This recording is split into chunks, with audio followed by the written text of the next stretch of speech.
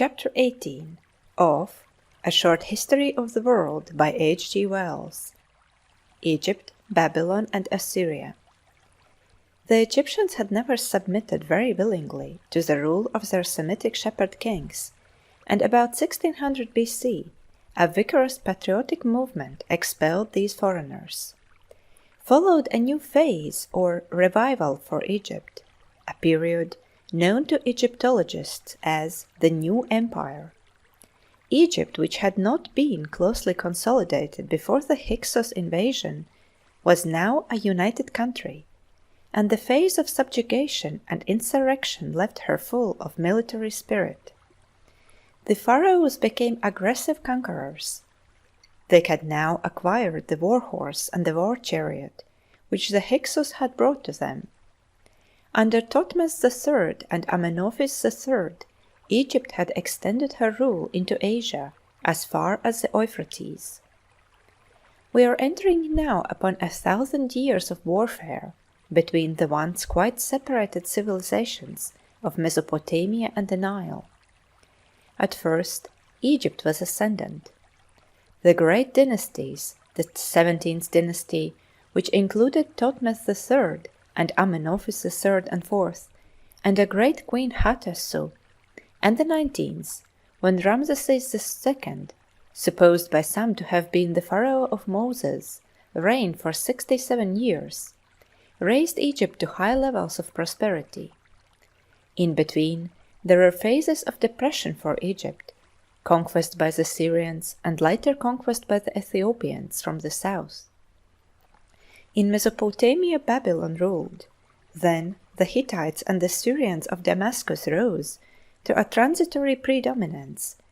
At one time, the Syrians conquered Egypt. The fortunes of the Assyrians of Nineveh ebbed and flowed. Sometimes the city was a conquered city.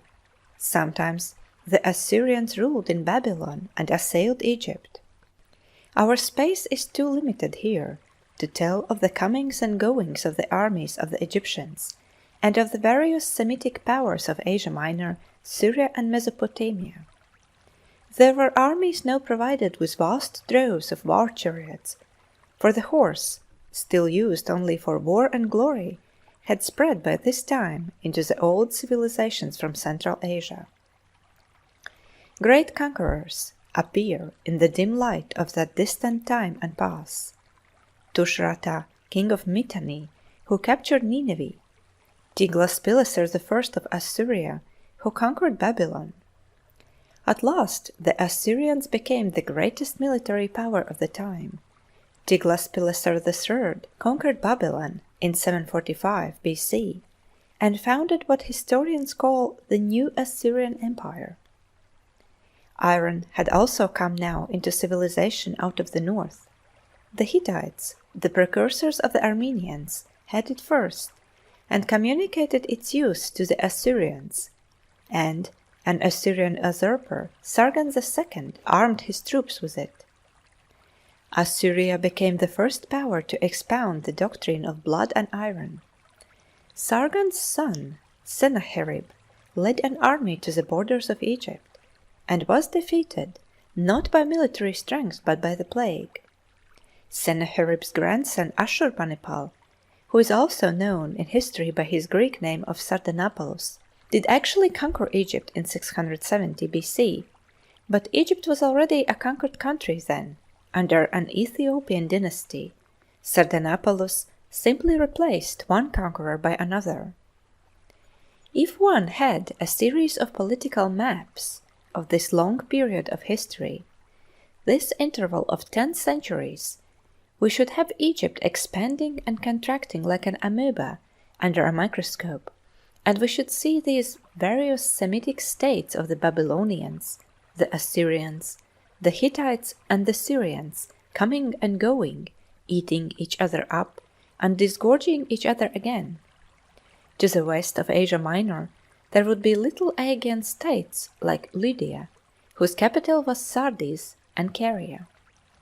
But after about 1200 BC, and perhaps earlier, a new set of names would come into the map of the ancient world from the northeast and from the northwest. These would be the names of certain barbaric tribes, armed with iron weapons and using horse chariots, who were becoming a great affliction to the Aegean and Semitic civilizations on the northern borders. They all spoke variants of what once must have been the same language, Aryan.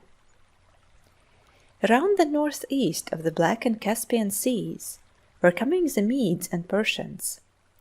Confused with these in the records of the time were Scythians and Sarmatians. From northeast or northwest came the Armenians. From the northwest of the sea barrier, through the Balkan peninsula came Cimmerians, Phrygians, and the Hellenic tribes, whom now we call the Greeks. They were raiders and robbers and plunderers of cities, these Aryans, east and west alike. They were all kindred and similar peoples, hardy herdsmen who had taken to plunder. In the east they were still only borderers and raiders, but in the west they were taking cities and driving out the civilized Aegean populations. The Aegean peoples were so pressed that they were seeking new homes in lands beyond the Aryan range. Some were seeking a settlement in the delta of the Nile and being repulsed by the Egyptians. Some, the Etruscans, seem to have sailed from Asia Minor to found a state in the forest wildernesses of Middle Italy. Some built themselves cities upon the southeast coast of the Mediterranean, and became later that people known in history as the Philistines. Of these Aryans who come thus rudely upon the scene of the ancient civilizations, we will tell more fully in a later section. Here we note simply all this stir and emigration amidst the area of the ancient civilizations that was set up by the swirl of the gradual and continuous advance of these Aryan barbarians out of the northern forests and wildernesses between 1600 and 600 BC. And in a section to follow we must tell also of a little Semitic people, the Hebrews, in the hills behind the Phoenician and Philistine coasts, who began to be of significance in the world towards the end of this period. They produced a literature of very great importance in subsequent history, a collection of books, histories, poems, books of wisdom and prophetic works, the Hebrew Bible. In Mesopotamia and Egypt, the coming of the Aryans did not cause fundamental changes until after 600 BC. The flight of the Aegeans before Greeks and even the destruction of Knossos must have seemed a very remote disturbance to both the citizens of Egypt and of Babylon. Dynasties came and went in these cradle states of civilization, but the main tenor of human life went on, with a slow increase in refinement and complexity age by age. In Egypt, the accumulated monuments of more ancient times, the pyramids, were already in their 3,000 of years, and a show for visitors just as they are today, were supplemented by fresh and splendid buildings, more particularly in the time of the 17th and 19th dynasties. The great temples at Karnak and Luxor date from this time. All the chief monuments of Nineveh, the great temples, the winged bulls with human heads, the reliefs of kings and chariots and lion hunts, were done in these centuries between 1600 and 600 BC, and this period also covers most of the splendors of Babylon.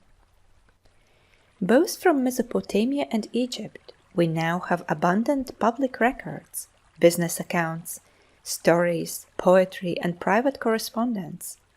We know that life, for prosperous and influential people, in such cities as Babylon and the Egyptian Thebes, was already almost as refined and as luxurious as that of comfortable and prosperous people today.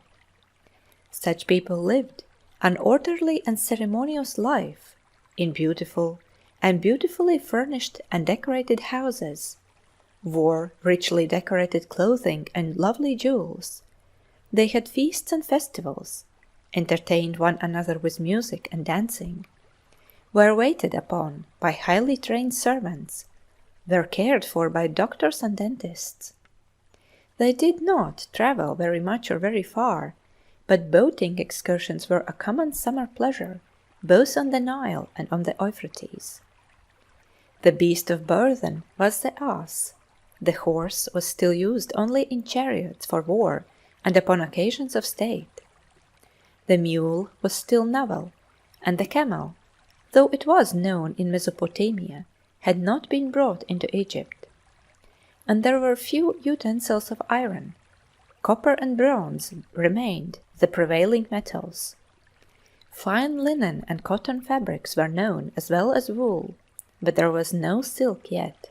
Glass was known and beautifully colored, but glass things were usually small. There was no clear glass and no optical use of glass. People had gold stoppings in their teeth, but no spectacles on their noses. One odd contrast between the life of old Thebes or Babylon and modern life was the absence of coined money. Most trade was still done by barter. Babylon was financially far ahead of Egypt. Gold and silver were used for exchange and kept in ingots, and there were bankers, before coinage, who stamped their names and the weight on these lumps of precious metal. A merchant or traveler would carry precious stones to sell to pay for his necessities. Most servants and workers were slaves who were paid not money but in kind. As money came in, slavery declined. A modern visitor to these crowning cities of the ancient world would have missed two very important articles of diet. There were no hens and no eggs. A French cook would have found small joy in Babylon. These things came from the east somewhere about the time of the last Assyrian Empire. Religion, like everything else, had undergone great refinement. Human sacrifice, for instance, had long since disappeared. Animals or bread dummies had been substituted for the victim. But the Phoenicians, and especially the citizens of Carthage, their greatest settlement in Africa, were accused, later, of immolating human beings. When a great chief had died in the ancient days, it had been customary to sacrifice his wives and slaves and break spear and bow on his tomb, so that he should not go unattended and unarmed in the spirit world. In Egypt, there survived of this dark tradition the pleasant custom of burying small models of house and shop and servants and cattle with the dead. Models that give us today the liveliest realization of the safe and cultivated life of those ancient people 3,000 years and more ago. Such was the ancient world before the coming of the Aryans out of the northern forests and plains. In India and China there were parallel developments. In the great valleys of both these regions, agricultural city-states of brownish peoples were growing up.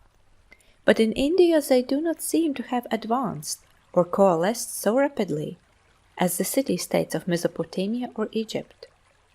They were nearer the level of the ancient Sumerians or of the Maya civilization of America. Chinese history has still to be modernized by Chinese scholars and cleared of much legendary matter. Probably China at this time was in advance of India. Contemporary with the 17th dynasty in Egypt, there was a dynasty of emperors in China, the Shang dynasty, priest emperors over a loose-knit empire of subordinate kings. The chief duty of these early emperors was to perform the seasonal sacrifices. Beautiful bronze vessels from the time of the Shang dynasty still exist, and their beauty and workmanship compel us to recognize that many centuries of civilization must have preceded their manufacture. End of chapter 18.